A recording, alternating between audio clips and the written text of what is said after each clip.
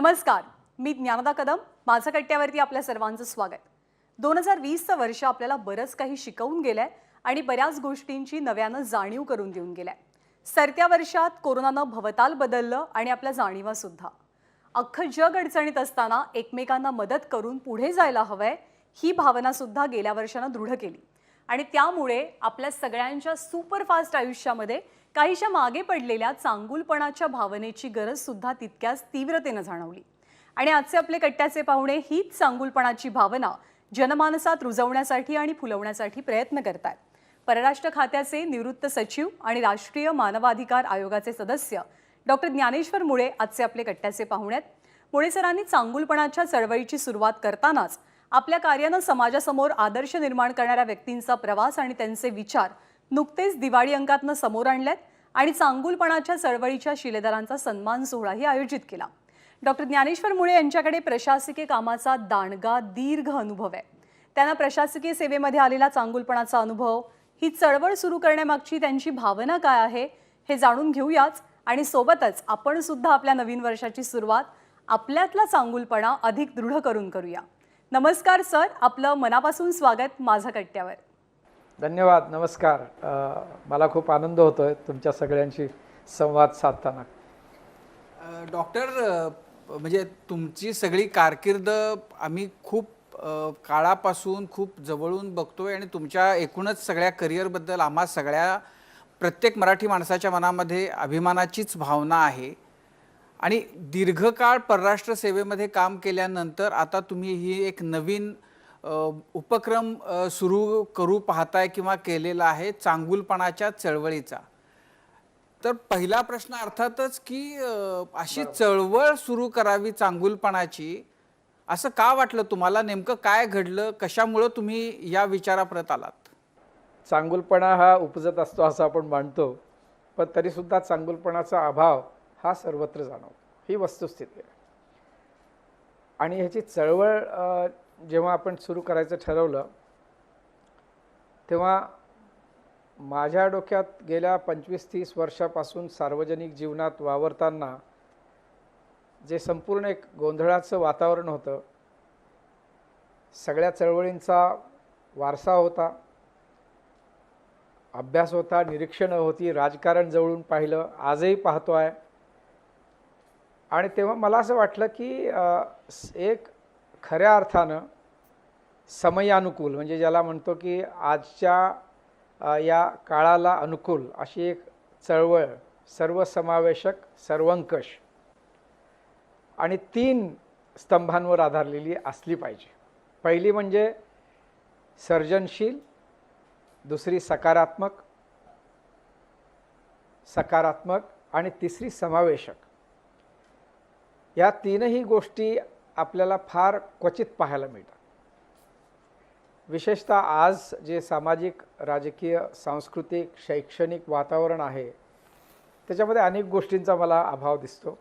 संवादाचा अभाव आहे, परस्पर विश्वासाचा अभाव आहे. आणि हे असं असताना सुद्धा सामान्य माणसाची काहीतरी वेगळं व्हावं अशी धडपड आहे. माझ्या आजपर्यंतच्या जीवनामध्ये वेगवेगळ्या प्रकारचे संस्कार घेत मी आलेलो आहे आणि आजही असे चांगले संस्कार माझ्यावरती होत असतात.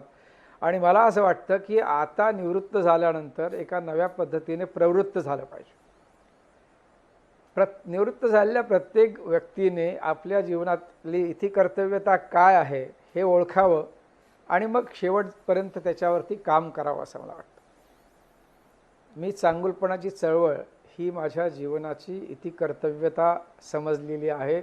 इथून पुढे मी या चळवळीसाठी, ज्याला इंग्रजीमध्ये आम्ही मूवमेंट ऑफ पॉझिटिव्हिटी आणि हिंदीमध्ये अच्छाई का अभियान असं नाव दिलेलं आहे, अशी ही चळवळ हे माझ्या आयुष्यातलं इथून पुढचं मिशन असणार. पण मुळेजी प्रश्न हा आहे की म्हणजे तुम्ही खूप वेगवेगळ्या पातळ्यांवर, खूप मोठ्या मोठ्या पदांवर काम केलं. असं नेमकं काही एक प्रसंग, एखादी घटना अशी काही घडली का की तुम्हाला अशा प्रकारची चळवळ करण्याची गरज फार तीव्रतेनं जाणवली? म्हणजे असं काही एखादा टर्निंग पॉईंट असं काही होतं का? म्हणजे आता कदाचित आता इथं बसलेल्याही माझ्या तरुण सहकाऱ्यांना तुमच्या वैयक्तिक आयुष्याबद्दल कमी माहिती असेल की प्रतिकूल परिस्थितीतून इचलकरंजीमधून कोल्हापूर जिल्ह्यातून तुम्ही UPSC केलं आणि मी तेव्हा शाळकरी वयामध्ये होतो, पण UPSC होणं, IFS होणं हे त्यावेळेला तुमच्या निमित्तानं अनेकांना, खास करून पश्चिम महाराष्ट्रामध्ये तरुण मुलांना कळलं आणि त्याच्यानंतर ह्या परीक्षेकडे बघण्याचा एक दृष्टिकोन बदलला, त्याबद्दलचा ओढा वाढला आणि तुम्ही खूप मोठ्या मोठ्या पदांवर कामं केलेली आहेत. असं काय घडलं की तुम्हाला ह्या चळवळीची गरज भासली, म्हणजे ती चळवळ म्हणून करावी असं वाटलं? वैयक्तिक आयुष्यामध्ये आपण चांगुलपणानं वागण्याचे स्वतःला कायमच धडे देत असतो किंवा इतरांना सांगत असतो, त्याची चळवळ करावी असं का वाटलं तुम्हाला? राजीव, मी थोडा अस्वस्थ माणूस आहे. अस्वस्थ अशा अर्थाने की मी जिथं जिथं गेलेलो आहे तिथं मला असं वाटलं की आपण जे आहे वस्तुस्थिती, इथली परिस्थिती तिथं निदान 10 ते 20% बदलली पाहिजे, चांगली केली पाहिजे. आता साधारण गेल्या 25, 30, 35 वर्षाचा माझा जो अनुभव आहे त्याच्यात मला असं वाटतं की माझी ही अस्वस्थता कमी व्हायच्या ऐवजी वाढलेली आहे. आणि मी ज्या प्रकारच्या संस्कारातून आलेलो आहे त्या संस्कारातून मला मिळालेले जे धडे आहेत ते धडे मला आजूबाजूला त्याची अंमलबजावणी होताना दिसत नाही. आता तुम्ही म्हणाल हा काय प्रकार आहे, तर आपण चळवळींचं घेऊ. अनेक प्रकारच्या चळवळींचा माझ्या मनावरती संस्कार झालेला आहे. विशेषतः शालेय जीवनामध्ये, कॉलेजच्या जीवनामध्ये आम्ही सगळ्यांनी परिवर्तनाची आणि काही अर्थाने क्रांतीची स्वप्न पाहत होतो. असं वाटायचं की हे सगळं जग चांगलं झालं पाहिजे, बदललं झालं पाहिजे. आणि म्हणून सर्व्हिसमध्ये असताना, सेवेत असताना जितकं शक्य होतं तितका हा बदल आणण्याचा प्रयत्न केला. देशातल्या प्रत्येक माणसाला सहजासहजी पासपोर्ट मिळावा अशी व्यवस्था मी केली. पण मला असं वाटतं की हे असे तुकड्या तुकड्यांनी काम करून नाही चालणार. मला काय वाटतं आता या क्षणी की अनेक आपल्या ज्या जुन्या चळवळी होत्या, मग त्या महात्मा फुलेंची सत्यशोधक चळवळ असो, आंबेडकरांच्या, फुल्यांच्या प्रेरणेने सुरू झालेली आंबेडकरी चळवळ असो, आपल्याकडची मुस्लिम सत्यशोधक ही चळवळ असो, स्त्री मुक्तीची चळवळ असो, ह्या चळवळींना एक प्रकारचं आता साठलेपण आलेलं आहे. आणि मी हे उगीच काही सांगायचं म्हणून सांगत नाही. मला असं वाटतं की आपण एखादं उदाहरण जर घेतलं तर आपल्या लक्षात येईल. म्हणजे आंबेडकरांचं उद्दिष्ट होतं की संपूर्ण जाती व्यवस्था नष्ट झाली पाहिजे. आज तुम्ही राजकारण जवळून पाहता, समाजकारण जवळून पाहता, शिक्षणकारण जवळून पाहता, सांस्कृतिक वातावरण पाहता, तुम्हाला असं वाटतं का की जातीचा उल्लेख केल्याशिवाय, जातीच्या आधारावरती निर्णय घेतल्याशिवाय काही गोष्टी पुढे होतात? किंबहुना निवडणुका आल्या की पहिल्यांदा आपल्याला कळतं की हा या जातीचा आहे म्हणून त्याला तिकीट देण्यात आलेलं आहे, तो त्या जातीचा आहे म्हणून त्याला तिकीट देण्यात आलेलं आहे. स्त्रियांच्या बाबतीत बोलायचं झालं तर हाथरस, परवाचा जो हाथरसची घटना हे एक उत्तम उदाहरण आहे की कशा प्रकारे स्त्रियांच्या मुक्तीची चळवळ जी आहे ती अजूनही लडबडते, धडपडते, तिला खऱ्या अर्थानं पुढं जाता आलेलं नाही आहे. मुस्लिम सत्यशोधक चळवळीमध्ये जे आहेत ते हिरवे कोंब जरी असले तरी त्याची चळवळ राष्ट्रव्यापी मुस्लिम समाजामध्ये अंतर्गत सुधारणा असो किंवा हिंदू मुस्लिम ऐक्य असो किंवा मुस्लिम समाजाने शिक्षण आणि तंत्रज्ञानाचा जो अवलंब करायला हवा त्याच्या बाबतीतला असो, या गोष्टी पुढे गेलेल्या नाही आहेत फारशा मोठ्या प्रमाणामध्ये. आणि या पार्श्वभूमीवर आजचं राजकीय वातावरण हे तुम्ही पहा. तर या सगळ्या गोष्टींचा मी अभ्यास केला आणि माझं असं लक्षात आलं की काहीतरी मूलभूत चुकलेलं आहे आणि त्यामुळं काही मूलभूत करण्याची आवश्यकता आहे. हा काही एक प्रसंग नाही आहे. बुद्धाच्या जीवनात सुद्धा 3 प्रसंग आलेले होते: आजारी माणूस, वृद्ध माणूस आणि मेलेली व्यक्ती. त्याच प्रकारे माझ्या जीवनामध्ये अशा अनेक सिरीज आलेल्या आहेत. म्हणजे इथंही मला अनुभव आलेत, विदेशामध्ये असताना तिथले जे भारतीय आहेत त्यांच्या दुःखद कहाण्या मी ऐकलेल्या आहेत. गल्फमध्ये असलेले जवळजवळ आपल्याकडे 80 लाख भारतीय गल्फ कंट्रीजमध्ये आहेत, त्यांच्या दुःखद कहाण्या आहेत. आजही आपले जवळजवळ 21 भारतीय जे आहेत ते चीनमध्ये अडकलेले आहेत. तर दुःखांच्या कहाण्यांना अंत नाही आहे. आज मी इथं टेबलवरती जेव्हा येतो आणि कार्यालयामध्ये फायली उघडतो, माझ्याकडे दररोज 100-200 तरी वेगवेगळ्या प्रकारच्या मानवी हक्काच्या उल्लंघनाच्या कथा आलेल्या असतात. त्या कथा असतात कारण प्रत्येक तक्रारीमध्ये एक कथा लपलेली असते. अपहरणाच्या गोष्टी, खुनाच्या गोष्टी, पोलीस कस्टडीमधले मृत्यू, दलितांच्यावरचे अत्याचार, स्त्रियांच्यावरचे अत्याचार, बालकांच्यावरती अत्याचार. म्हणजे दररोज मी अशा असंख्य गोष्टी ज्या आहेत त्या वाचतो आणि मला असं वाटतं की ठीक आहे, मी त्यांना काही कॉम्पेन्सेशन देऊ शकतो, नुकसान भरपाई देऊ शकतो, सरकारला मी सांगू शकतो की ज्यांनी हे केलं त्याच्यावरती कारवाई करा तुम्ही.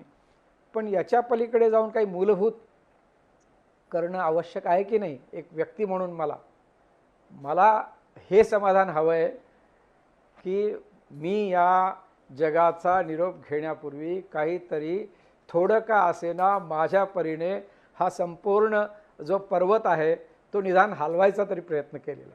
त्याच्यामध्ये जे 2-3 प्रश्न आहेत त्यातला एक असा की चांगुलपणा शिकवून येतो का आणि चळवळ करून समाजामधला चांगुलपणा वाढेल असं तुम्हाला वाटतं का? म्हणजे कुणाला हा फार भाबडेपणा वाटेल की आज समाज ज्या अवस्थेमध्ये आहे तिथं अशी चळवळ करून जर त्याच्यामध्ये चांगुलपणा पेरता येणार असेल तर मग इतकी परिस्थिती हाताबाहेर गेल्यासारखी स्थिती कदाचित झालीच नसती. तर त्यामुळं ही चळवळ नेमकी काय करते, चळवळ नेमकी काय करणं तिनं अपेक्षित आहे, तुम्ही काय करू पाहताय, तुम्ही जे आत्तापर्यंत केले त्यात काय नेमकं केलंय, त्याचे काही तुम्हाला परिणाम फरक पडलेला समाजामध्ये दिसतोय का, जाणवलाय का? मला असं वाटतं पहिली गोष्ट, अनेकांना ही चळवळ भाबडी वाटण्याची शक्यता आहे आणि वाटू दे. अनेकांना असं वाटतं की ही वेडेपणाची चळवळ आहे, त्यांना तसं वाटू दे. मला वाटतं जगात माझ्यासारखे 100-1 वेडे असणं आवश्यक आहे असं मला वाटतं. आणि चांगुलपणाचे मगाशी मी म्हणालो की काही स्ट्रक्चरल ज्याला म्हणतो आपण डिफेक्ट्स आपल्यामध्ये आलेले आहेत त्याच्याविषयी मला बोलायचं. म्हणजे मग पुढचा जे माझं स्पष्टीकरण आहे ते कदाचित अधिक सोपं होऊन जाईल. आपल्याकडे 1947ला एक अतिशय देखणी अशी घटना, देखणं असं संविधान आपल्याला मिळालेलं आहे. त्या संविधानामध्ये स्वातंत्र्य, समता आणि न्याय याची प्रतिष्ठापना केलेली आहे आणि त्याची तरतूद केलेली आहे. आता आणि हे तरतूद अशासाठी म्हणतो की ह्या स्वातंत्र्य, न्याय आणि समता याचं व्यवस्थापन ठीक व्हावं याच्यासाठी आपल्याकडे संसद, विधानसभा, विधान परिषदा, कार्यकारी मंडळ ज्याच्यामध्ये शासकीय यंत्रणा, संपूर्ण पोलीस यंत्रणा येते, बाकी सगळ्या ज्या समाज कार्याच्या यंत्रणा आहेत त्या सगळ्या त्याच्यामध्ये येतात, अगदी ग्रामपंचायतीपर्यंत. आणि तिसरी न्यायालयीन व्यवस्था की चांगले कायदे व्हावेत, त्यांची चांगली अंमलबजावणी व्हावी आणि त्याच्यावरती अंकुश जो असतो तो न्यायालयाचा असावा. आता गंमत अशी आहे की या तिन्ही मुख्य स्तंभांच्यामध्ये काही दोष निर्माण झालेले आहेत. त्याला मी स्ट्रक्चरल डिफेक्ट्स असं म्हणतो. हे आता का आले याचा विचार जेव्हा मी करतो तेव्हा मला असं लागतं यथा राजा तथा प्रजा आणि यथा प्रजा तथा राजा. आणि त्यामुळं ग्रासरूट लेवललाही काम करणं आवश्यक आहे आणि नेतृत्वामधली जी दिवाळखोरी आहे तीही ठीक करणं आवश्यक आहे. आपल्याकडच्या उदाहरणार्थ नेतृत्वात असणार आहे, मी हे नेतृत्व म्हणताना फक्त राजकारणाचाच विचार नाही करत, समाजकारणामध्ये सुद्धा तुम्ही पाहू शकता की आंतरराष्ट्रीय दृष्टी नसते. आज आपल्या ज्या अनेक चळवळी आहेत त्या अजून जवळजवळ 70 आणि 80च्या परिप्रेक्ष्यात चाललेल्या चळवळी आहेत. मला असं वाटतं या चळवळींना सुद्धा एक नवी दिशा देण्याची आवश्यकता आहे. आणि हे ज्याला आपण स्ट्रक्चरल डिफेक्ट्स म्हणतो ते कसे बदलायचे असतील तर त्यासाठी आपल्याला एक जनसामान्यांची चळवळ जी आहे ती उभी करावी लागेल. आणि ती फक्त महाराष्ट्रभर असून चालणार नाही, ती संपूर्ण देशभर असावी लागेल. खरं तर या चळवळीची गरज संपूर्ण जगाला आहे, अशा प्रकारच्या चळवळीची.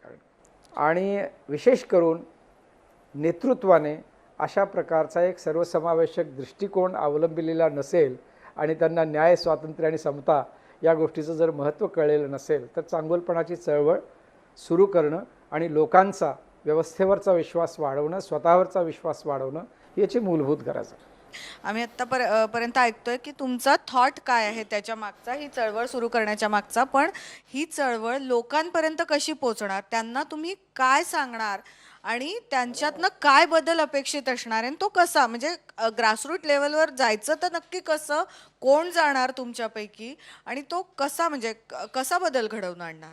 कारण संकल्पना म्हणून ती फार चांगली वाटते, पण बदल म्हणजे म्हणजे आता माझ्या मनातलं सांगते की चांगुलपणाची चळवळ म्हटल्यावर माझ्या डोक्यात काय आलं, तर कोरोना काळात जे शेजारी दुरावले गेले, दारं बंद झाले, म्हणजे लोक एकमेकांच्या गरजेला सुद्धा गेले नाही, तर तिथून सुरुवात असणार आहे की तुम्ही जे सांगितलं त्या पद्धतीची सुरुवात असणार आहे? नक्की काय असणार आहे? हाच प्रश्न मला अपेक्षित होता आणि तो योग्य प्रश्न आहे असं मला वाटतं. आपल्या परत संविधानामधलं पहिलं जे आहे, वी द पीपल, की आपण सार्वभौम आहोत. ठीक आहे, तर सुरुवात ही आपल्यापासूनच होणं आवश्यक आहे. आम्ही काय केलं आहे, याची सगळ्यात पहिल्यांदा या चळवळीची सुरुवात इतरांपासून न करता आपणच सुरुवात करायची असं समजून मी स्वतः निवृत्त झाल्यानंतर लगेच 2 गावं दत्तक घेतली आणि त्याचं काम सुरू केलं. आणि ह्या चळवळीचा संदेश घेऊन जवळजवळ मी महाराष्ट्रभर फिरलेलो आहे, महाराष्ट्राबाहेरही फिरलेलो आहे. आणि जिथं मी लोकांना सांगतो की आता कुणीतरी बाहेरून येईल आणि संभवामी युगे युगे म्हणून आमचा उद्धार करेल, मग तो नेता असो किंवा बाबाजी असो, एखादा संन्यासी असो, तो येऊन उद्धार करेल असं नाही आहे. आपला उद्धार उद्धरेद आत्मनात्मानम, आपला उद्धार आता आपल्याला करावा लागेल. आणि लोकांमध्ये मी हे पसरवण्याचा प्रयत्न सुरू केलेला आहे. म्हणजे तुम्ही कोविडचा संदर्भ दिलात, मला सांगायला आनंद वाटतो की आमच्या बरोबर जे जोडले गेलेले सहकारी आणि स्वयंसेवक आहेत त्यांनी प्रचंड काम केलेलं आहे. म्हणजे कोविडच्या काळामध्ये सुद्धा जवळजवळ दीड ते 200 लोकांना आम्ही त्यांची राहायची व्यवस्था केली. सुरुवातीच्या काळामध्ये PPE किट आणि मास्क, ग्लोव्ज यांचा अभाव होता. तो आम्ही शासनाच्या प्रतिनिधींना आम्ही ते पैसे गोळा करून एकत्र करून त्याच्यातून या गोष्टी खरेदी करून शासनाला दिलेल्या आहेत. जेवणाची व्यवस्था, राहण्याची व्यवस्था अनेकांची केलेली आहे.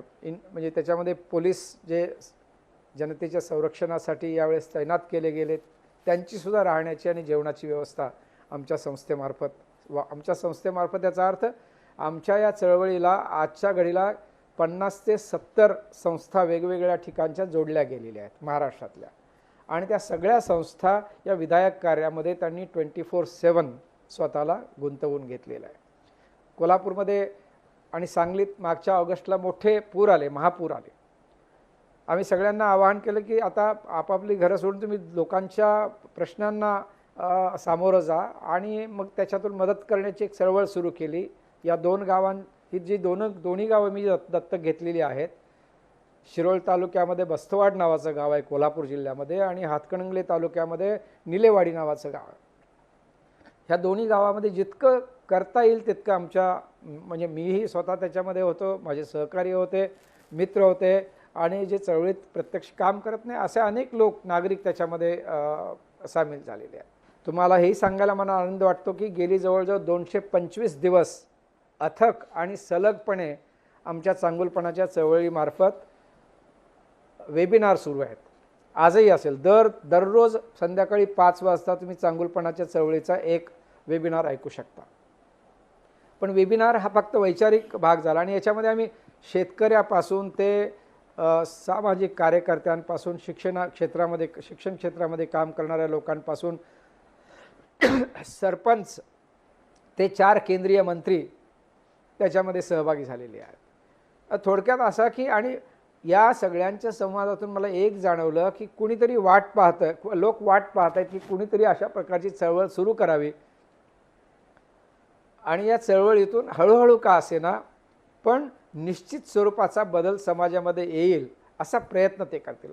आता मला सांगायला आनंद वाटतो की आजपासून म्हणजे नव्या वर्षापासून आम्ही अत्यंत महत्त्वाकांक्षी अशा प्रकारचा कार्यक्रम घेणार आहोत. ह्या कार्यक्रमाचे स्वरूप जे आहे, या कार्यक्रमामध्ये 2 प्रकारचे कार्यक्रम असतील. पहिला जो आहे तो वैचारिक प्रबोधनाचा. मला असं वाटतं की जोपर्यंत वैचारिक प्रबोधन होत नाही तोपर्यंत ही चळवळ काय आहे, याची पार्श्वभूमी काय आहे, याच्या प्रेरणा काय आहेत, याच्या पाठीमागे नेमका विचार कोणता आहे, हे लोकांना कळणार नाही. म्हणून प्रबोधनाचे एक प्रचंड, म्हणजे वर्षभर दररोज वेगवेगळ्या प्रकारचे कार्यक्रम सुरू राहतील. आणि याच्याशिवाय समाज सेवेचे काही उपक्रम आम्ही सुरू करणार आहोत आणि त्याची माझ्याकडे यादी आहे. तुम्हाला जर वेळ असेल तर ती मी वाचून दाखवायला सुद्धा तयार आहे.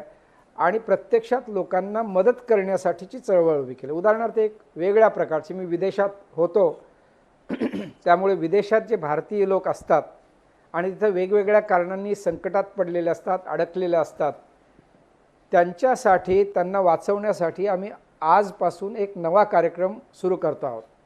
त्या कार्यक्रमाचं नाव आहे रेडिओ, REDIO. रेडिओ म्हणजे काय? Rescuing distressed Indian overseas. Rescuing every distressed Indian overseas.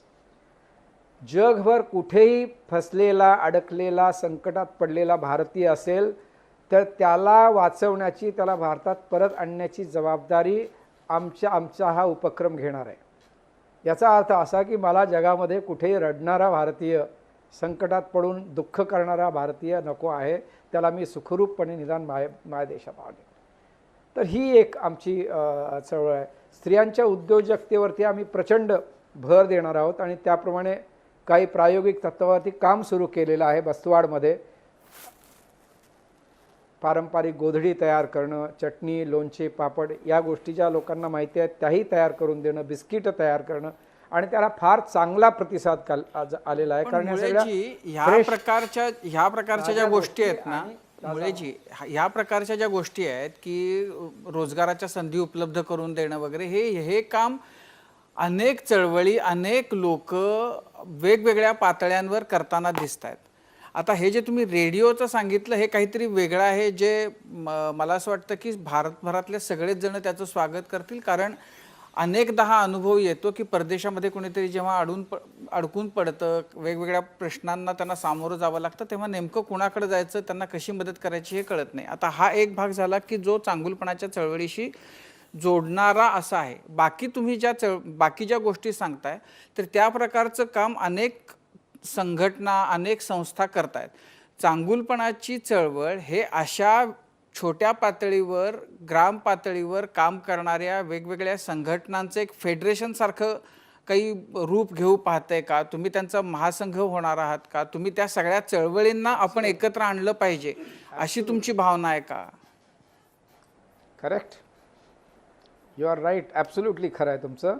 आमचं असं म्हणणं, आम्ही 3 विचार म्हणतो. एक, चांगल्या संस्था, चांगले विचार, चांगले लोक, या सगळ्यांना एकत्र आणून तिचा कोर बनणारी ही चळवळ आहे. तिला तात्विक प्रतिष्ठान देणारी चळवळ आहे. तिला नैतिक सामर्थ्य देणारी चळवळ आहे. खरं तर आमचं जे ब्रीदवाक्य आहे तेच सर्वजन हिताय सर्वजन सुखाय हेच आहे.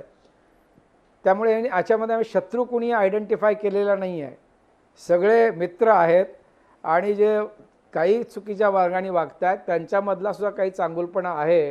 तो हा चांगुलपणाची एक लाट जर आपण तयार केली, ह्या चांगुलपणाचा जर समुद्र तयार केला तर कदाचित तेही त्याच्यात येतील. मुळे सर, चांगुलपणाच्या चळवळीची भावना तर तुम्ही स्पष्ट केलेली आहेत.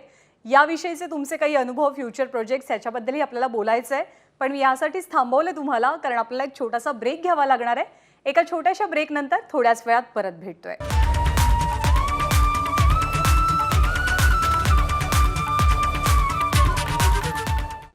ब्रेकनंतर माझा कट्ट्यावरती आपल्या सर्वांचं पुन्हा एकदा स्वागत. डॉक्टर ज्ञानेश्वर मुळे आजचे आपले कट्ट्याचे पाहुणे आहेत.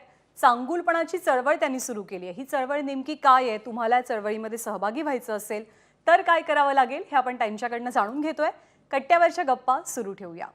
मुळेजी, आता तुम्ही संस्थेच्या पातळीवर बोलताय, पण आहे असं की प्रत्येक व्यक्तीची, इथे उपस्थित प्रत्येक व्यक्तीची चांगुलपणाची व्याख्या ही वेगळी असणार आहे. ती तुमची वेगळी आहे, माझी वेगळी आहे. अशा वेळी जेव्हा आपण चांगुलपणा हा एका चळवळीच्या चौकटीत बांधण्याचा प्रयत्न करतो त्यावेळी तेव्हा किती मोठी आव्हानं असतात, कारण का तुमची चांगुलपणाची व्याख्या ही दुसऱ्याला पटेलच असं होणार नाही दरवेळी. न्याय, स्वातंत्र्य, समता याची काही वेगळी व्याख्या कुणाला सांगण्याची आवश्यकता नसते.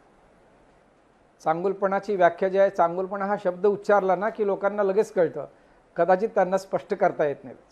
म्हणून स्पष्टीकरणासाठी आम्ही 3 शब्द वापरतो: सकारात्मकता, सर्वसमावेशकता आणि सर्जनशील. ह्या तिन्ही गोष्टी जेव्हा येतात तेव्हा खऱ्या अर्थानं चांगुलपणाला वाव मिळतो. मला असा प्रश्न विचारायचा होता की एखादा गुण बेसिकली आपल्या अंगात आधीपासून असायला लागतो तर तो आपण समोरच्यापर्यंत पोहोचवू शकतो. तर तुमच्यावरती चांगुलपणाचे संस्कार लहानपणापासून कसे झाले, तुमच्या लहानपणीच्या आठवणी? आणि सर म्हणाले तसं की बऱ्याच जणांना खरंच कल्पनाही नसेल कदाचित की तुम्ही किती स्ट्रगल करून पुढे गेलात. म्हणजे UPSCची परीक्षा द्यावी असं का वाटलं? तो सगळा स्ट्रगल तुमच्या आयुष्यातला कसा होता? असं स्ट्रगल आज आज मी जेव्हा मागे वळून पाहतो तेव्हा मला तो स्ट्रगल वगैरे फारसा वाटत नाही, पण हो त्या काळात होता. पहिली गोष्ट, इकडे मी आलो कसा हे मला सांगावंसं आणि कसा घडलो. म्हणजे हा प्रवासातले टप्पे हा एक महत्त्वाचा भाग आहे आणि त्या प्रत्येक टप्प्यामध्ये मी काही ना काही घेऊन पुढे निघालेलो आहे, ज्याला शिदोरी म्हणतो आपण. पहिल्या टप्प्यातलं जे बालपण आहे त्याच्यातल्या 3 गोष्टी मला फार आज प्रामुख्याने आवडतात, जे माझ्या जडणघडणीत आहे आणि कदाचित त्याला तुम्ही चांगुलपणा म्हणू शकता. पहिली गोष्ट, गावात असणारी निसर्गाची साथ, निसर्गाबरोबरचं जीवन, दररोज पोहणं, झाडावर चढणं, दंगा करणं, कुस्त्या करणं, मस्ती करणं, हा जो भाग आहे तो, त्याच्यातून मला असं वाटतं निरागस बालपण असेल तर निरागस आयुष्य जातं असं मला स्वतःला वाटतं. म्हणजे एक प्रौढत्वी निज शैशवास जपणे बाणा कवीचा असे म्हणतो आपण, सगळं म्हणत असतो, केशवसुतांच्या ओळी आहेत, तर ते जपत आलो मी. दुसरी गोष्ट, आईवडिलांच्याकडनं मला साधेपणा शिकायला मिळाला आणि वारकरी संस्कार झाले. आणि मला वाटतं ही सगळ्यात मोठी श्रीमंती मला आईवडिलांच्याकडून गावात मिळाली. तिसरी गोष्ट, शिक्षक प्रेमळ असतात. प्रत्येक शिक्षकाचं नाव आपल्याला आयुष्यभर लक्षात राहतं आणि ते माझ्या आजही लक्षात आहे. ह्या 3 गोष्टी घेऊन मी खरं तर कोल्हापूरला आलो. कोल्हापूरला आल्यानंतर पहिल्यांदा मला महात्मा फुले, शाहू महाराज आणि आंबेडकर हे नाव कळालं आणि त्याच्या पाठीमागचा अर्थ कळला की केवढी आपल्या राष्ट्रबांधणीमध्ये ह्या तिन्ही व्यक्तींचं केवढं मोठं महत्त्व आहे. अन्यही लोक आहेत, कर्मवीर विठ्ठलरामजी शिंदे आहेत, काही सावरकरांसारखे, स्वातंत्र्यवीर सावरकरांसारखे राष्ट्रनेते म्हणतो मी त्यांना, ते आहेत. अनेक लोक आहेत, पण ही त्या 3 लोकांनी समाज परिवर्तनाची जी भूमिका मांडली ती फार देशाच्या दृष्टीने महत्त्वाची आहे आणि ती परत आपल्याला आपल्या राज्यघटनेमध्ये किंवा संविधानामध्ये दिसते. कॉलेजमध्ये आल्यानंतर हेच संस्कार माझ्यावरती झाले आणि त्याच्यातून माझी दृष्टी जी आहे ती विकसित झाली. आमचे फार छान असे कॉलेजचे प्राचार्य होते, आबासाहेब शिंदे.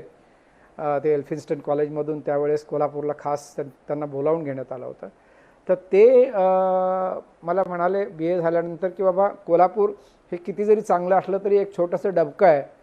मुंबईला जा, दिल्लीला जा, विदेशात जा, तिथं गेलास तर तुझं अहमगंड असेल तर तोही निघून जाईल आणि न्यूनगंड असेल तर तोही निघून जाईल. तू पूर्ण व्यक्ती होशील. त्यामुळे मी म्हणजे आबासाहेब शिंदेंचं माझ्या जीवनामध्ये खूप मोठं स्थान आहे, कारण त्यांनी शाळेतून आमच्या प्राचार्यांना सांगून मला शाळेतून उचलून कॉलेजमध्ये आणलं आणि अशा प्रकारचे शिक्षक ही माझ्या जीवनातली अत्यंत सकारात्मक गोष्ट होती आणि त्यांनी जे आम्हाला घडवलं ते घडवणंही माझ्या दृष्टीनं आयुष्यभर माझ्याबरोबर राहिलेलं आहे, चांगुलपणाचा भाग म्हणून. IAS IPS हे सगळे ऑप्शन्स असताना IFS सर्व्हिस घेतली तुम्ही, म्हणजे खरं तर परत जिल्हाधिकारी म्हणून आपल्याच राज्यात यायचा हाही एक ऑप्शन होता. आणि दुसरं, दरवर्षी 10 ते 12 IFS अधिकारी होत असताना देशाचे पासपोर्ट मॅन ऑफ इंडिया हे जे बिरुद आहे हे तुम्हालाच मिळालं. तर तिथूनच खरं चांगुलपणाच्या चळवळीला सुरुवात झाली. म्हणजे तुमच्यावर पुस्तक निघालं आहे पासपोर्ट मॅन ऑफ इंडिया म्हणून. तर ते सगळं कसं झालं की आता ही जी प्रोसिजर आहे पासपोर्ट मिळण्याची ती सुलभ करावी, हे कुठून सुचलं आणि ती सगळी सुरुवात कशी होती? मी IAS का घेतलं नाही, IFS का घेतलं हेही सांगतो थोडक्यात. 82च्या महाराष्ट्र लोकसेवा आयोगाच्या परीक्षेत मी राज्यात पहिला आलो आणि पुण्यामध्ये मी उपजिल्हाधिकारी म्हणून, परिवीक्षाधीन उपजिल्हाधिकारी म्हणून रुजू झालो. आणि माझ्या लक्षात आलं की अरे, महाराष्ट्र हाच आपला कॅनव्हास राहणार आहे, मला हा कॅनव्हास इतका छोटा चालणार नाही. आतून ती उर्मी अशी आतून होती, कोणी सांगितलं नाही मला. म्हटलं आपण महाराष्ट्रात असून आसाम नाही बघू शकणार, तमिळनाडू नाही पाहू शकणार, म्हणजे प्रवासाला जाऊ पण तिथले अनुभव नाही येणार. आणि तेव्हा मग मी UPSCही दिली होती आणि मी UPSCमध्ये म्हटलं की आपल्याला कॅनव्हास मोठा हवा आहे. मोठातला मोठा कॅनव्हास काय असू शकतो? तो जगभरचा कॅनव्हास असू शकतो. आणि तिथून माझा जो प्रवास सुरू झाला, थोडं काही ना काही मी करत गेलो. फार त्याचा गाजावाजा झाला नाही. पासपोर्टचा गाजावाजा एवढ्यासाठी झाला की एकेकाळी पासपोर्ट हा विदेश मंत्रालयातून मिळतो किंवा विदेश मंत्रालयाचं काम आहे हेही लोकांना त्याची कल्पना नव्हती. मला पासपोर्टचं महत्त्व एवढ्यासाठी वाटत होतं की या आपल्या 130 कोटीच्या देशामध्ये पासपोर्ट हे असं एक डॉक्युमेंट आहे जे लोकांना गतिशील करतं. शिक्षणासाठी, प्रशिक्षणासाठी, पर्यटनासाठी माणूस बाहेर जाऊ शकतो. तो पासपोर्ट फक्त 7 ते 8 कोटी लोकांच्याकडे आपल्या देशामध्ये आहे.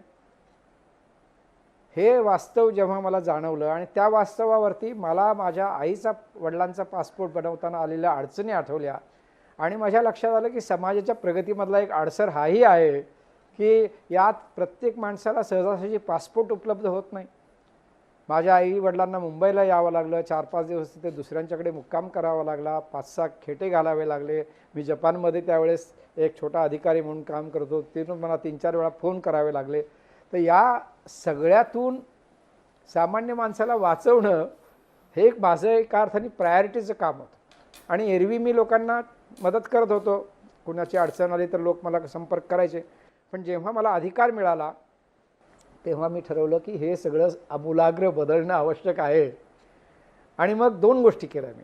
म्हणजे त्या 2 गोष्टीमध्ये अनेक उपगोष्टी होत्या, पण 2 मुख्य गोष्टी होत्या. एक तर संपूर्ण देशभर पासपोर्ट कार्यालये उघडली आणि साधारण 2016 ते 2019च्या दरम्यान 450 कार्यालये आम्ही देशभर उभारली. आज ती जवळजवळ 520च्या घरामध्ये गेलेली आहे ती संख्या. कोल्हापूरच्या बाबतीत बोलायचं झालं तर माझ्या वडिलांना 500 किलोमीटर येऊन मुंबईला यावं लागलं. आता त्यांना जर, माझे वडील नाही आहेत दुर्दैवाने, पण माझ्या आईला जर पासपोर्ट रिन्यू करायचा असेल तर तिला फक्त 5 किलोमीटर जावं लागेल. पण फक्त हे करून मी थांबलो नाही. मी म्हटलं की याची प्रक्रिया जी आहे ती सोपी केली पाहिजे. आम्ही काय केलं, या घडीला तुमच्याकडे जर पॅन कार्ड असेल, इलेक्शन कार्ड असेल, मतदाता कार्ड तुमच्याकडे असेल आणि जर आधार कार्ड असेल, पॅन, आधार आणि निवडणूक मतदाता कार्ड 3 असतील तर तुम्हाला पासपोर्ट मिळालाच पाहिजे. अशा प्रकारची व्यवस्था आज आपण केलेली आहे. त्याच्या आधी 16 ते 20 डॉक्युमेंट्स लागायचे, कागदपत्र लागायचे आणि एवढं करूनही थोडासा छळवाद व्हायचाच. मुळे साहेब, तुम्ही जवळजवळ 2 ते 3 दशकं परदेशात होतात. परदेशातल्या सरकार तिकडच्या नागरिकांसाठी कसं काम करतं, त्यांच्यासाठी कशा सुविधा देतं, हे सगळं तुम्ही अत्यंत जवळून पाहिलेलं आहे. परत तिकडे राहणाऱ्या भारतीयांच्या तुम्ही समस्या सोडवलेल्या आहेत. तर त्या समस्या म्हणा किंवा तिकडच्या सरकार तिकडच्या नागरिकांसाठी ज्या सुविधा किंवा ज्या सोयी देतं त्या सोयी तुम्ही इकडच्या आपल्या देशातल्या सरकारला सांगितल्यात का? किंवा अशा कोणत्या योजना तुम्ही सांगितल्यात का की ज्याच्यावरती त्यांनी अंमल केला पाहिजे, त्यावरती अंमल झाला किंवा काही योजनांवरती अंमल झालाच नाही? चांगला प्रश्न विचारला तुम्ही. माझा एक म्हणजे हा दृष्टिकोन, मी म्हणालो ना मगाशी, संस्काराचा भाग चांगुलपणामध्ये फार महत्त्वाचा असतो. गावाकडचे जे संस्कार आहेत त्याचा मला असा फायदा झाला की मला असं वाटलं की ह्या डिप्लोमसीचा सामान्य माणसाला उपयोग झाला पाहिजे ना. त्यामुळे गेले 20-25 वर्ष मी सामान्य माणसाला डिप्लोमसी काय आहे हे माझ्या लेखनातून सांगण्याचा प्रयत्न केलेला आहे. नोकरशाहीचे रंग असो, काही अंशी मातीपंख आकाश असो, त्याच्यानंतर रशिया नव्या देशाचं आमंत्रण असो, ही पुस्तकं मी अशीच नाही लिहिली. मला असं वाटलं होतं की मी जे लिहितो आहे ते माझ्या भाषेमध्ये माझ्या लोकांना कळलं पाहिजे, ही त्याच्या पाठीमागची भावना होती. पण याशिवाय गुड प्रॅक्टिसेस किंवा चांगल्या पद्धती, प्रक्रिया भारत सरकारमध्ये याव्यात यासाठीही मी प्रयत्न केले. आणि त्या कुठून तरी मी शिकलेल्या किंवा वाचलेल्याच गोष्टी होत्या. न्यूयॉर्कमध्ये आम्ही भारत सरकारच्या पाठिंब्याने, मदतीमुळे आणि कौतुकामुळं मी सुरू केलेली जी consulate at your doorstep नावाची एक योजना सुरू केली. म्हणजे लोकांनी कॉन्सुलेटकडे कशाला यायचं, आपण कॉन्सुलेट घेऊन लोकांकडे जाऊ म्हणून प्रत्येक महिन्यात 1 शनिवार रविवार माझ्या अखत्यारीतलं एक राज्य घेऊन त्या राज्यामध्ये आम्ही हा कॅम्प लावत असू आणि तिथे असणाऱ्या भारतीयांची आणि अमेरिकन लोकांच्या ज्या ज्या अडचणी असतील त्या सगळ्या तिथं सोडवण्याचा आपण प्रयत्न करत असू. आणि माझ्यावर माझे सगळे अधिकारी आणि अनेक कर्मचारीही माझ्यावर तिथं जात असत. म्हणजे पूर्वी ही ब्रिटिशांची पद्धत होती कॅम्प सिस्टम, ती मी एका अर्थाने पुनरुज्जीवित केली. आणि मग नंतर विदेश मंत्रालयाने आपल्या सगळ्या एम्बसीजना आणि कॉन्सुलेटना कळवलं की ही चांगली पद्धत आहे, ती तुम्ही घ्या जरूर. दुसरी गोष्ट जी होती, विदेशात जे फसलेले भारतीय आहेत त्यांच्या संदर्भात मी सांगितलं, एक भारत सरकारची एक समग्र म्हणून अशी एक व्यवस्था मी उभी केलेली आहे. इंडियन कम्युनिटी वेलफेअर फंड असे या व्यवस्थेचं नाव आहे. तांत्रिकदृष्ट्या विदेशात फसलेला कोणताही माणूस असेल त्याला भारतात आणण्यासाठी पुरेशी साधनसामग्री म्हणजे पैशाची निधी उपलब्धता जी आहे ती आज प्रत्येक दूतावासाकडे कॉन्सुलेटकडे उपलब्ध करून देण्याचं काम मी जे आहे ते सुरळीत शिस्तबद्ध आणि कायमचं असं केलेलं. सर, पण ह्या भारताबाहेर तुमचा जो कार्यकाळ होता, जो प्रवास होता तिकडचा, त्याच्यामध्ये तुम्हाला अनेक प्रसंगांना सामोरं जावं लागलं असेल आणि किस्सेही घडले असतील. म्हणजे मी स्पेसिफिकली मालदीवच्या राष्ट्राध्यक्षांच्या प्रसंगात जो प्रसंग घडला होता त्यांच्या बाबतीत, त्याबद्दल तो किस्सा मला ऐकायचा आहे. मालदीवमध्ये आधी 30 वर्ष सत्तेवर असलेले लोक आणि अचानक चळवळीतून पुढे आलेले नशीद यांच्यामध्ये एक मोठा सत्ता संघर्ष होता. त्या सत्ता संघर्षातून एक वेगळ्या प्रकारचं सत्तांतर जे आहे ते मी असताना तिथं घडलं आणि ते पाहण्याची संधी मिळाली. त्याच्यामध्ये मी सकारात्मक भूमिका निभावण्याचा प्रयत्न केला. तो काही अंशी यशस्वी झाला, काही अंशी अयशस्वी झाला. त्या ठिकाणी पुन्हा एकदा विरोधी म्हणजे नशीद यांना विरोधी असणारी सत्ता आली. त्याच्यानंतर पुन्हा भारत सरकारने त्या नवीन सरकारबरोबर संवाद प्रस्थापित करण्याचा प्रयत्न केला. तो थोडाफार चालला पण फारसा यशस्वी झाला नाही आणि त्याच्यानंतर पुन्हा एकदा नशीद सत्तेवरती आले. एकदा तर ते त्यांच्यावरती इतके आरोप होते की त्या आरोपामुळे त्यांची अटक होणार होती. त्यावेळेस ते राजदूतावासामध्ये आमच्या उच्चायुक्त कार्यालयामध्ये पोहोचले आणि म्हणाले मी बाहेरच जाणार. तर तो माझ्या जीवनातला एक सगळ्यात मोठा ज्याला म्हणतो राजनैतिक अशा प्रकारचं आव्हान होतं. आणि बाहेर आता त्या देशाचे माजी राष्ट्राध्यक्ष तुमच्याकडे आले म्हटल्यानंतर त्यांचे विरोधी पक्ष जे आहेत त्यांनी बाहेर ओरड करणं साहजिक आहे. मी त्यावेळेस भारतात होतो आणि ही गोष्ट घडली. नशीद जेव्हा आले तेव्हा मी बेंगलोरहून मालेला प्रवास करत होतो.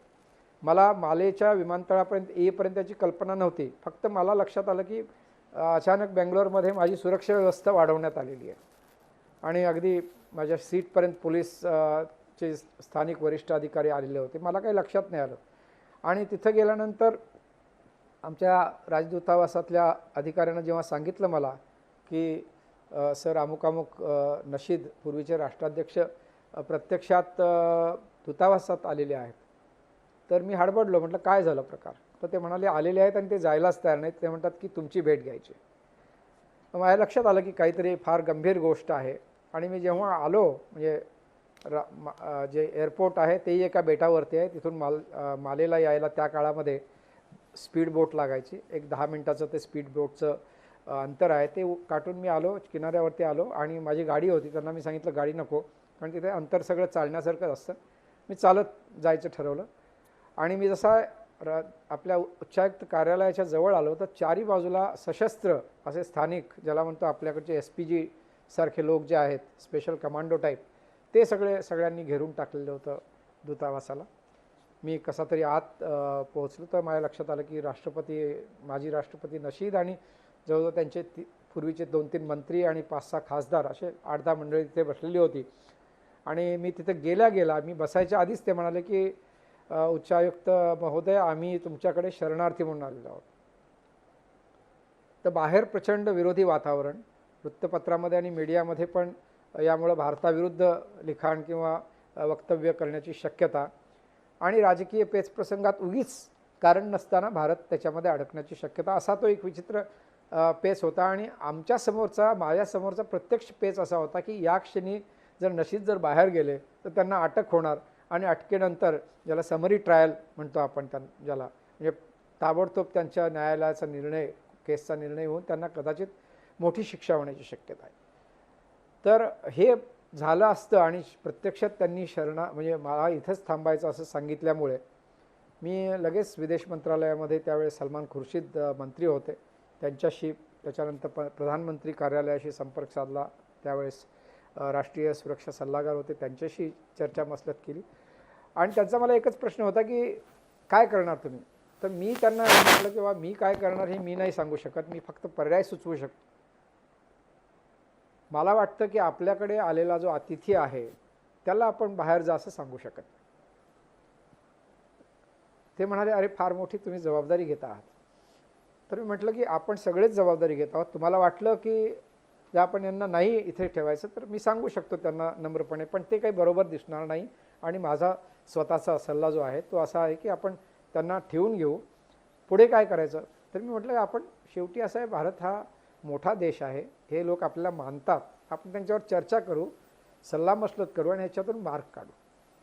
आणि मग साधारण 2-1 आठवडे राष्ट्राध्यक्ष नशीद आमच्या राजदूतावासाच्या आत होते. सर, आतापर्यंतचं आव्हानात्मक पोस्टिंग मग तुमचं तेच होतं का आणखी काही देशांमध्ये तुम्हाला वेगवेगळे अनुभव सुद्धा आले?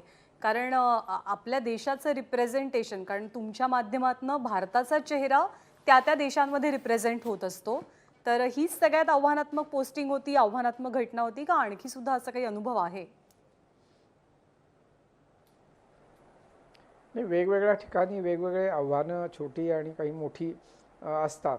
आता जपानमध्ये असताना आणि मला हे सांगावंसं वाटतं की सगळ्यात चांगला किंवा सगळा वाईट असा कोणताही देश नसतो.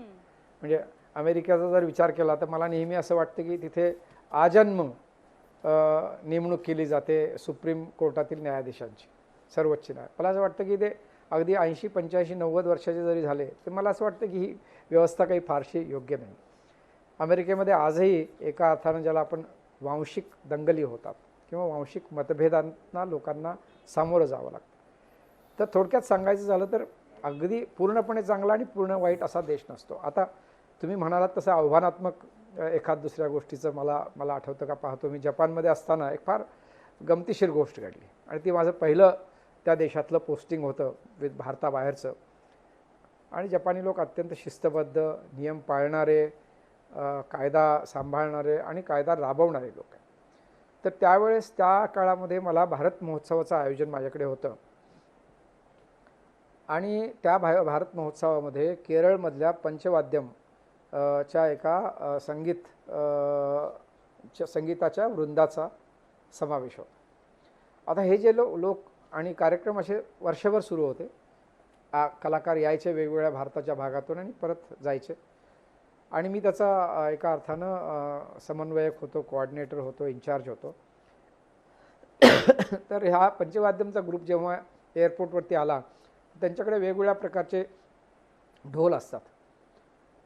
तर जपानच्या नियमानुसार असे जे ढोल असतात त्या ढोलामध्ये जी त्वचा कातडी वापरली जाते ती कातडी कुठल्या प्राण्याची आहे आणि तो प्राणी मरताना निरोगी होता हे असं काहीतरी सर्टिफिकेट क्वारंटाईनसाठी आवश्यक आहे. आणि तसं नसेल तर मग ते जप्त करतात आणि तुम्हाला ते देशात आयात करू देत नाही.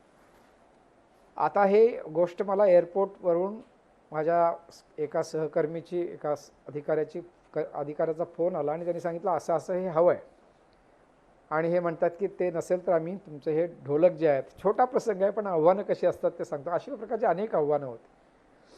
तर आता ते आत कसं आणायचं? तर मी म्हटलं त्या कस्टम अधिकाऱ्याकडे फोन द्या. मी त्या आणि मला सुदैवाने जपानी चांगलं येत होतं, आजही येतं. मी त्याला पहिल्यांदा जपानीमध्ये ग्रीटिंग केलं.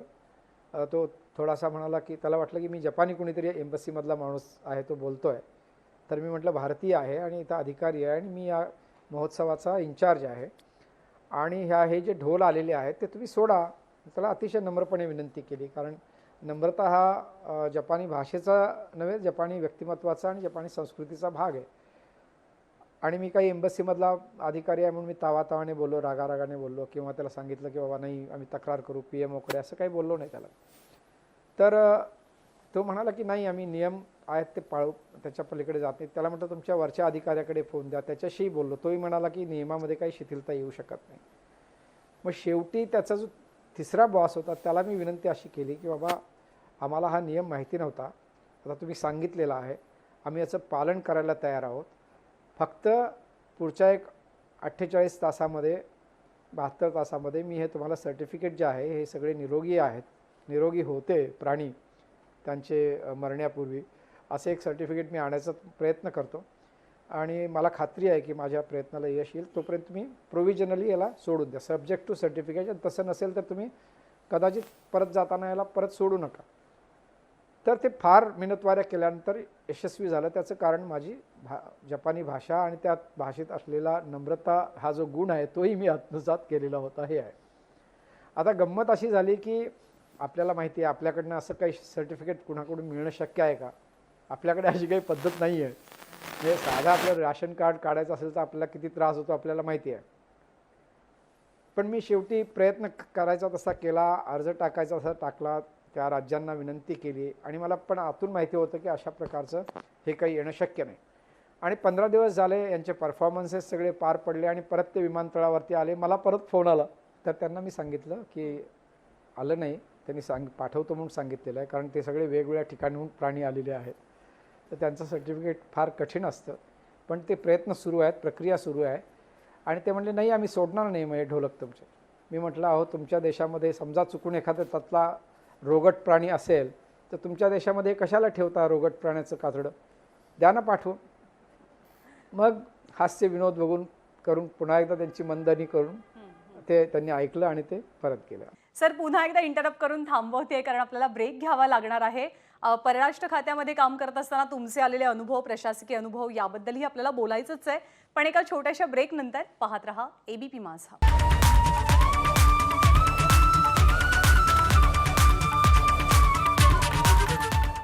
ब्रेक नंतर माझा कट्ट्यावरती आपल्या सर्वांचं पुन्हा एकदा स्वागत. ज्ञानेश्वर मुळे आजचे आपले कट्ट्याचे पाहुणे आहेत. कट्ट्यावरच्या गप्पा आपण पुढे सुरू ठेवूया. सर, देवयानी खोब्रागडेंच्या बाबतीत नक्की काय घडलं होतं ते आम्हाला सांगा ना. देवयानीने अत्यंत वैध पद्धतीने स्वतःबरोबर एक मेड घेऊन गेली होती. तिला ती व्यवस्थित पगार देत होती आणि तिला त्या मेडला अमेरिकेत राहायचं होतं. त्यामुळे तिने देवयानी विरुद्ध तक्रार केली. ही तक्रार खोटी होती कारण त्याची शहानिशा मी स्वतः केलेली आहे. आणि पण तरीसुद्धा त्या ठिकाणचे जे कायदे आहेत, कायदा जेव्हा अगदी लकीर के फकीर म्हणजे त्यातल्या प्रत्येक ओळी आणि शब्दाचा अर्थ लावून वापरला जातो तेव्हा त्याच्यातून काही गोष्टी विचित्र निर्माण होतात. आणि मला असं वाटतं की देवयानी ही स्थानिक परिस्थितीचा एका अर्थानं बळी होती.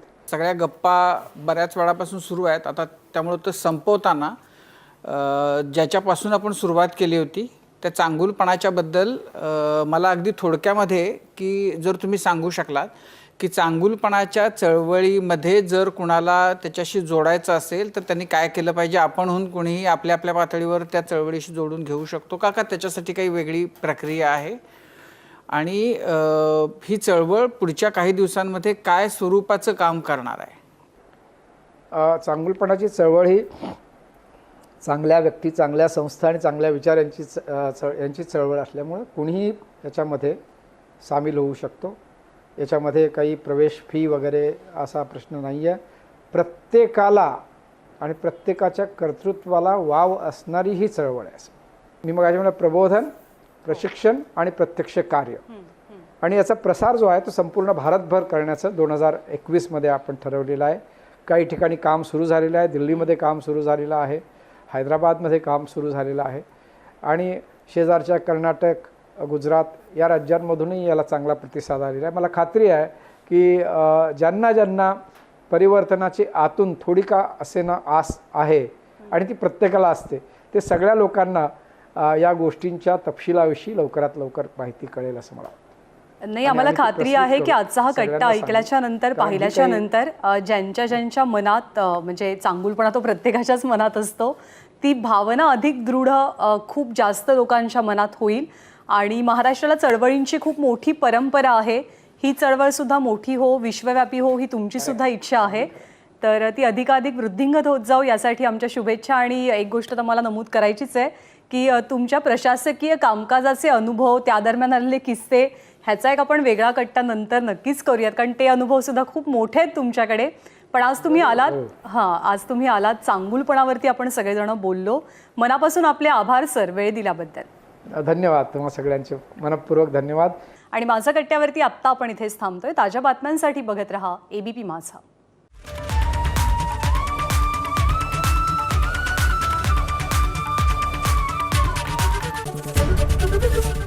ABP माझा, उघडा डोळे बघा नीट.